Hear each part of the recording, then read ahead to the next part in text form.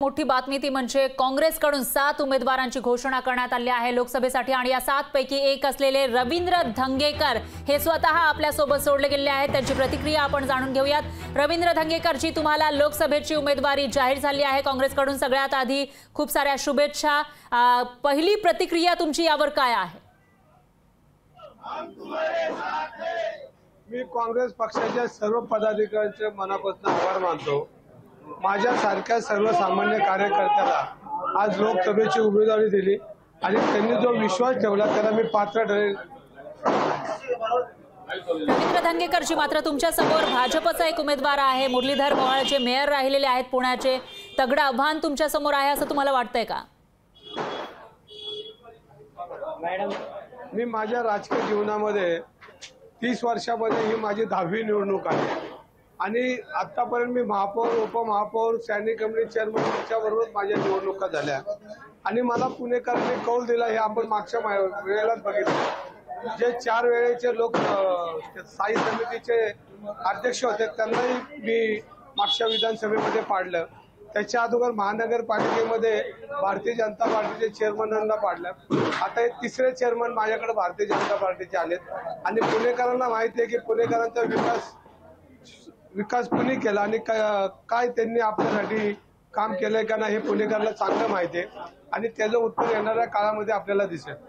धंगेकरजी, पण एक प्रश्न उपस्थित होतो तो म्हणजे तुम्ही आमदारकीमध्ये बाजी मारलेली होती, कसबा पॅटर्न राबवलेला होता, आता खासदारकीसाठी नेमकी तुमची रणनीती काय असणार आहे? मी पुणेकरांचा उमेदवार आणि पुणेकर जिंकतील हा मला विश्वास आहे। तुम्हाला काय वाटतं पुणेकरांच्या नेमक्या समस्या काय आहेत? कोणते मुद्दे तुमच्या प्रचाराचे असतील? आज पुणेकरांच्या अनेक समस्या आहेत। पुणे शहरामध्ये वाढणारी ट्रॅफिक, पुणे शहरामध्ये वाढणारे अंमली पदार्थ व्यसनाधीन होणारे तरुण, पुणे शहरामध्ये पर्यावरण विषयक असलेला सगळा विषय आणि पायाभूत सुविधा ज्या पुणे शहराला आज अपुऱ्या पडतात हे प्रचंड विषय आहेत आणि या विषयाला फक्त काँग्रेस पक्षच न्याय देऊ शकतो हे माझा विश्वास आहे।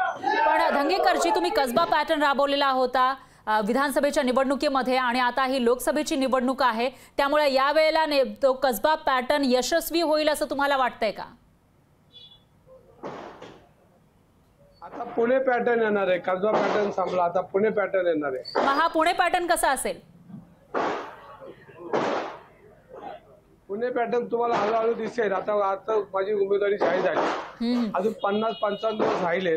50-55 दिवसामध्ये पुणेकर ही निवडणूक हातामध्ये घेतील आणि एक कार्यकर्ता म्हणून हा लोकसभेत पाठवून हा माझा विश्वास आहे। पण धंगेकरजी, तुमच्या समोर तिसरा एक उमेदवार सुद्धा उभा राहण्याची शक्यता आहे, कारण वसंत मोरे हे अजूनही लोकसभा लढण्यावर ठाम आहे। त्याच्यामुळे तुम्हाला काय वाटतं या ठिकाणी तिरंगी लढत झाली तर पुणेकर तुमच्या बाजूने कितपत उभे राहतील?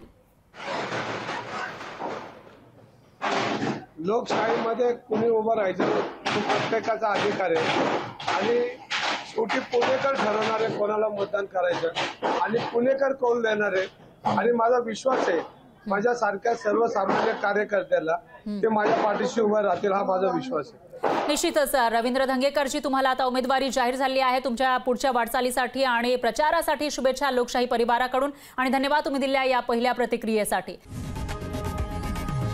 लोकशाही मराठी ऐका, पहा, जागरूक रहा।